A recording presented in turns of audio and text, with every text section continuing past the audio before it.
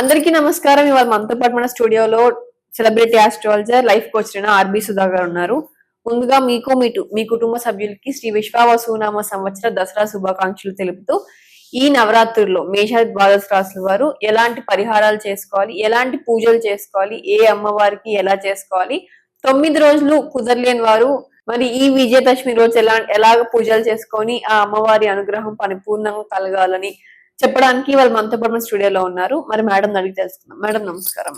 Madam ఈ October నెలలో మేషాది ద్వాదశ రాశుల వారికి ఎలా ఉంటుంది? దీనికంటే ముందు ఈ అక్టోబర్ నెలలో గ్రహస్థితి పాజిటివ్ గా ఉంటే కొంచెం ఇంకొంచెం పాజిటివ్ అవడానికి పరిహారాలు, నెగిటివ్ గా ఉంది అంటే కొంచెం పాజిటివ్ అవడానికి పరిహారాలు ఒకసారి వివరించండి.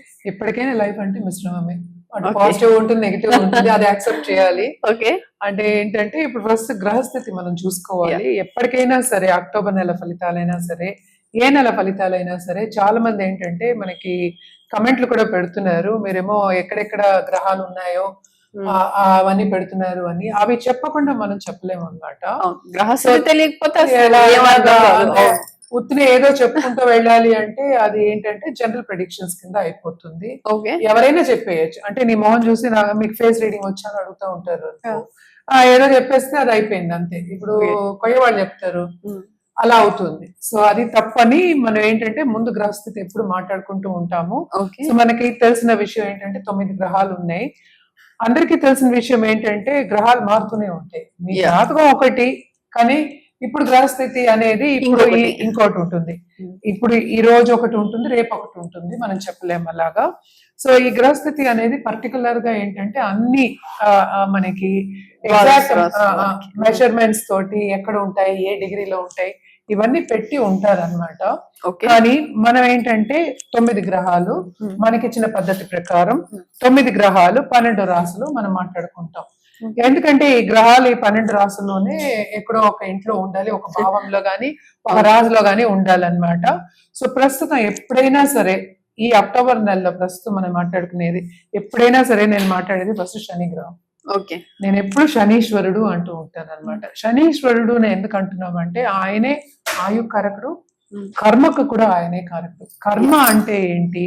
మనం చేసే పనే మనకి కర్మ. దాంతో పాటే మనకి రిటర్న్స్ వస్తాయి, దాంతో పాటే మనకి బాధలు వస్తాయి. అంటే రోజువారు మనం ఏం పని చేస్తున్నాం దాన్ని బట్టి. సో ఎక్కువ కెరియర్ రిలేటెడ్ మనం శనికి మనం చెప్పుకుంటూ ఉంటాం అనమాట. సో శని గ్రహం ఇప్పుడు ప్రస్తుతం మనకి మీనంలో ఉన్నారు, ఆయన రిట్రోవేషన్ లో ఉన్నారు. నవంబర్ 28 కి ఆయన ఏమో డైరెక్ట్ అవుతున్నారు. సో ఎవరెవరికి ఏలినాటి శని ఉంది? ఇప్పుడేమో కుంభరాశి వాళ్ళకి, మీన రాశి వాళ్ళకి, అలాగే మేష రాశి వాళ్ళకి ఏంటంటే ఏలినాటి శని ఉందన్నమాట. అలాగే మనం నెక్స్ట్ అన్నిటికన్నా మేజర్ బెనిఫిట్ గ్రహం అని చెప్పేది, బలంగా ఒక చోట కూర్చుంటారు, ఎక్స్పాన్షన్ ఎక్కువ ఇచ్చే గ్రహం ఏంటంటే మనకి గురు గ్రహం. సో గురువు ఏంటంటే ప్రస్తుతం మనకి ఏంటంటే మిథునంలో ఉన్నారు. ఆయన ఈ నెల 18th అక్టోబర్ ఆయన ఏమో కర్కాటకానికి వెళ్తున్నారు. ఆయన కర్కాటకానికి వెళ్ళినప్పుడు ఏమవుతుంది? ఆయన ఎగ్జాల్టేషన్కి వస్తుంది, అంటే ఉచ్చ స్థితికి వస్తుంది అనమాట. మనం ఇప్పుడు మాట్లాడుకోపోయేది కుజగ్రహం గురించి. కుజుడు ప్రస్తుతం ఏంటంటే తులలో ఉన్నారు. తుల నుంచి 27th అక్టోబర్ వృశ్చికానికి వెళ్తున్నారు అనమాట. మళ్ళా మనం మాట్లాడుకోబోయేది ఇప్పుడేమో రాహు కేతువుల గురించి. రాహు ఏమో ప్రస్తుతం కుంభం, కేతు ఏమో సింహంలో ఉన్నారు. అలాగే మనం చూసాము అంటే సన్ అంటే ఏంటంటే అంటే మేజర్ ప్లానెట్, మనకి అన్ని బ్రైటెస్ట్ స్టార్ అని కూడా చెప్తూ ఉంటాము. సూర్యగ్రహం. సూర్యగ్రహం ఏమో మనకి 17th అక్టోబర్ కి తులకి వెళ్తున్నారు. ప్రస్తుతం ఏంటంటే కన్యలో ఉన్నారు అనమాట. అలాగే నెక్స్ట్ మనం చూడబోయేది ఏంటంటే శుక్రుడు. శుక్రుడేమో కన్యకి 9th అక్టోబర్ కి మూవ్ అవుతున్నారు అనమాట. ప్రస్తుతం వీనస్ కేతు కలయిక మనకి సింహంలో ఉందన్నమాట. అలాగే మనం చూసాము అంటే సన్ గురించి మనం మాట్లాడుకున్నాం. ఇప్పుడు ఆయన ఏంటంటే డెబిలిటేషన్ కి వెళ్తున్నారు. అంటే మనకి తులలో ఆయన డెబిలిటేట్ అవుతారు అనమాట. సో 17th అక్టోబర్ కి డెబిలిటేట్ అవుతున్నారు అనమాట. నెక్స్ట్ మనం మాట్లాడుకోబోయేది బుధ గ్రహం గురించి. బుధుడు ఏంటంటే ప్రస్తుతం మనం ఎగ్జాల్టేషన్ పొజిషన్ లో ఉన్నారు. ఆయన 3rd అక్టోబర్ కి ఆయన తులకి వెళ్తున్నారు. అలాగే మనం చూసాము అంటే 24th అక్టోబర్ కి వృశ్చికానికి వెళ్ళిపోతున్నారు. ఆయన ఫాస్ట్ మూవింగ్ ప్లానెట్ అనమాట. ఇవి గ్రహస్థితులు. సో మనం చూసాము అంటే ఒక ప్లానెట్ ఎగ్జాల్టేషన్ కి వెళ్తోంది జూపిటర్, అలాగే సన్ డెబిలిటేషన్ కి వెళ్తోంది. సో ఇవేంటంటే మనం చూసాము అంటే 12 రాసుల వారికి కొంతవరకు ఇబ్బందులు అనేవి మనకి ఎక్కువ కనిపిస్తున్నాయి అన్నమాట. ఓకే. అలాగే మనం చూసామంటే ఎవరికి బాగుంటుంది అంటే మనకి కర్కాటక రాశి వాళ్ళకి బాగుంటుంది. ఓకే. అలాగే సింహ రాశి వాళ్ళకి కొంతవరకు బాగుంటుంది. అలా కేతు ఉన్నప్పటికీ కొంతవరకు బాగుంటుంది. అలాగే ఏంటంటే కుంభరాశి వాళ్ళకి కొంత బాగుంటుంది, ధనుర్కి బాగుంటుంది, మకరానికి కూడా బాగుంటుంది. అలాగే మనం మాట్లాడుకోవాల్సింది వృషభానికి కూడా చాలా బాగుంటుంది అనమాట. ఓకే. కానీ ఏంటంటే మనకి తులలోనే మనకి సన్ డెబిలిటేషన్ అవుతున్నారు. అలాగే వీనస్ మనం చూసాము అంటే 6th హౌస్ కి వెళ్తున్నారు అనమాట. అంటే ఏంటి కన్యకి వెళ్తున్నారు, కానీ 5th హౌస్ కి వెళ్తున్నారు. సో తప్పక కమర్షియల్ ఆస్పెక్ట్స్ లో కానీ బిజినెస్ ఆస్పెక్ట్స్ లో కానీ తప్పక వృషభ రాశి వాళ్ళకి చాలా బాగుంటుంది. ఓకే. సో మనం ఎప్పుడు మాట్లాడుకున్నట్టే కొన్ని రాశుల వారికి చాలా బాగుంటుంది, కొన్ని రాశుల వాళ్ళకి అంత బాగుంటది అనమాట. ఓకే. ఏవే ఆ రాశి వాళ్ళకి బాగుంటుందో మనం ఇప్పుడు చూద్దాం. మేడం ఇప్పుడు సింహరాశి వారికి ఈ అక్టోబర్ నెల ఎలా ఉంటుందో ఒకసారి వివరించండి. సింహరాశి వాళ్ళకి కూడా కొంతవరకు ఏంటంటే మనం ఎప్పుడు చెప్పుకున్నట్టు మిశ్రమ ఫలితాలే చెప్పుకోవాలి. కొన్ని పాజిటివ్ ఉంటాయి, కొన్ని నెగిటివ్ ఉంటాయి. కానీ కూడనే కేతు ఉన్నాడు కనుక సడన్ గా డబ్బు వచ్చే సూచనలు ఉన్నాయి. ఎస్పెషలీ స్టాక్ ట్రేడింగ్ కానీ ఫైనాన్షియల్ మార్కెట్ లో ఉన్న వాళ్ళకి కానీ సడన్ గా డబ్బు వచ్చే సూచనలు మనకి కనిపిస్తున్నాయి అన్నమాట. అదొకటి కాకుండా మనం చూసాము అంటే అష్టమ శని జరుగుతోంది. అష్టమ శని జరుగుతోంది కనుక కొంతవరకు అన్నిట్లోనే ఇబ్బంది పడే ఛాన్సెస్ ఉంటాయి. అంటే ఏంటి ఆపర్చునిటీస్ అనేవి చాలా వస్తూ ఉంటాయి. ఓకే. అండ్ ఆల్సో మనం చూసాము అంటే సెకండ్ లార్డ్ కూడా థర్డ్ లో పడి ఉన్నారు. సో అది పాజిటివ్ ఎక్కడ అవుతుంది, క్రియేటివ్ ఫీల్డ్ లో ఉన్న వాళ్ళకి బాగుంటుంది. ఓకే. సో అలాగే ఏంటంటే చిన్న చిన్న బిజినెస్ హాబీస్ చేసే వాళ్ళందరికీ బాగుంటుంది అనమాట. అలాగే ఏంటంటే సెకండ్ లార్డ్ కూడా మనకి థర్డ్ లో పడతారు. ఈ రాశికి అధిపతి డెబిలిటేషన్ లోకి వెళ్తున్నారు, 3వ ఇంట్లోకి. సో తప్పక ఈ నెల కొన్ని ఇబ్బందులు పడే ఛాన్సెస్ మనకి కనిపిస్తున్నాయి అన్నమాట. అదొకటి కాకుండా 12th లో మనకి జూపిటర్ ఎగ్జాల్టేషన్ కనుక ఖర్చు మాత్రం బాగా అవుతుంది. అదొకటి. అండ్ ఆల్సో ఫారిన్ ట్రావెల్ ఉండే ఛాన్సెస్ ఉన్నాయి. ఓకే.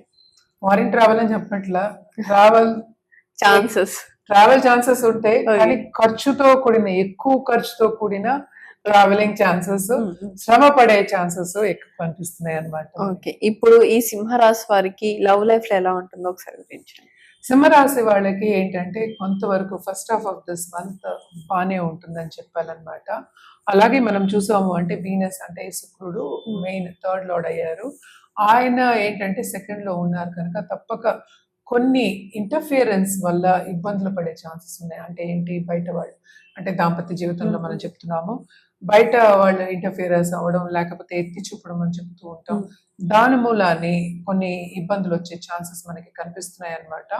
అండ్ ఆల్సో ఏంటంటే కొంతవరకు ఈగో క్లాషెస్ వీళ్ళు కూడా వెళ్ళకూడదు. అంటే ఏంటి నేనంటే నేను అని వెళ్ళకూడదు. కొంతవరకు ఏంటంటే పేషెన్స్ వహించడం, అలాగే సైలెంట్ గా ఉండడం అనేది వెరీ ఇంపార్టెంట్. ఎస్పెషల్లీ రిలేషన్షిప్ లో నేను అనేది నాట్ ఓన్లీ దాంపత్య జీవితం, even with colleagues and all other relationships, especially bosses తో కూడా ఎక్కువ ఆర్గ్యుమెంట్స్ అవి పెట్టుకోకూడదు. ఓకే. ఇప్పుడు ఈ సింహరాశి వారు ఎవరైతే స్టాక్స్ చేస్తున్నారో ఆర్ స్టాక్స్ చేయడానికి రెడీగా ఉన్నా, రియల్ ఎస్టేట్స్ చేయడానికి రెడీగా ఉన్నా వాళ్ళకి ఎలా ఉంటుందో వీళ్ళకి చాలా బాగుంటుంది. ఎందుకంటే ఎదురుగుండా రాహు ఉన్నాడు. సో ఫారిన్ టచ్ కానీ లేకపోతే బయట వాళ్ళ టచ్ కానీ బయట వాళ్ళతోటి ఇప్పుడు కొలాబరేట్ చేసే వాళ్ళకి కానీ బాగుంటుంది అనమాట. ఓకే. డబ్బు రావడం కొంచెం కష్టమే కానీ కష్టపడింది డబ్బు రాదు కదా, రెండింటికి ఒకటే కదా. So stock trading financial market అన్నాము. సో వాళ్ళకి కొంతవరకు సడన్ గా డబ్బు వచ్చే సూచనలు మనకి కనిపిస్తున్నాయి అనమాట. ఆల్రెడీ ఎక్స్పీరియన్స్డ్ పీపుల్ కి ఇది ఈజీ ఉంటుంది అనమాట. ఓకే. ఇప్పుడు ఈ సింహరాశి వారు ఎవరైతే ఇంటర్నేషనల్స్ ఉన్నారో స్టూడెంట్స్ అవ్వచ్చు, మాస్టర్స్ కి వెళ్ళిన వాళ్ళు అవ్వచ్చు, లేదా అక్కడ ఏదైనా పార్ట్ టైమ్స్ చేస్తున్న వాళ్ళకి అవ్వచ్చు, ఎలా ఉంటుందో ఒకసారి వివరించండి. వాళ్ళు తప్పక ఇబ్బంది పడతారు. ఓకే. అంటే ఏంటి డబ్బు అంత ఈజీగా రాదు అని ఇందాక నుంచి నేను చెప్తున్నాను కదా. సో ఏదైనా కష్టపడితే గానీ రాదు. అష్టమ శని ఏం చేస్తుంది, ఇచ్చి అలాగే తీసుకుంటుంది అనమాట. అంటే ఏంటి ఫైనాన్షియల్ సిచ్యువేషన్, ఇదిగో నేను ఇస్తున్నాను అంటుంది ఒక చేత్తో, ఇంకో చేత్తో తీసుకుంటుంది అనమాట. అదొకటి కాకుండా 12th లో జూపిటర్ పడి ఉన్నాడు. తప్పక ఏంటంటే మంచి ఇన్స్టిట్యూషన్స్ వచ్చే, ఉన్నత వ్యక్తుల పరిచయాలు వస్తాయి, మంచి వాళ్ళు మనకి హెల్ప్ చేసే వాళ్ళు వస్తారు. ఇవన్నీ ఉన్నప్పటికీ ఫైనాన్సెస్ నువ్వు అడిగావు కనుక కొంతవరకు దాంట్లో ఇబ్బంది అనేది తప్పదు. ఓకే. మరి ఈ సింహరాశి వారికి ప్రెడిక్షన్స్ చెప్పండి. అంటే పరిహారాలు అంటే కదా. Okay, advice. సో తప్పక ఏంటంటే వీళ్ళు ఏంటంటే గణపతి నిత్యం కొలవాలి. ఓకే. గణపతి అథర్వ శీర్షం చదువుకోవడం అనేది చాలా మంచిది.